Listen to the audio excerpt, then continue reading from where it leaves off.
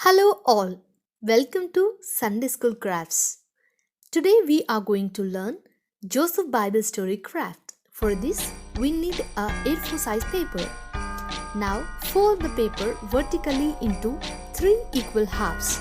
Fold 1 by 4th paper horizontally. On 3 by 4th of the paper, in the middle, write Joseph. I trust God with my future. On the left, I'm writing VBS theme, that is Born to Win. On the 1 by 4th of the paper, mark 1 centimeter 5 times and draw a line. Draw another complete line at the edge of the paper.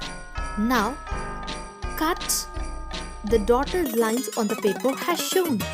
Now, draw Joseph's face, colored dress, dreams, money, and camel to show Egypt, and jail and a crown. Now color them. Stick them with the help of a glue. And it's done. Okay? Hope you love this craft.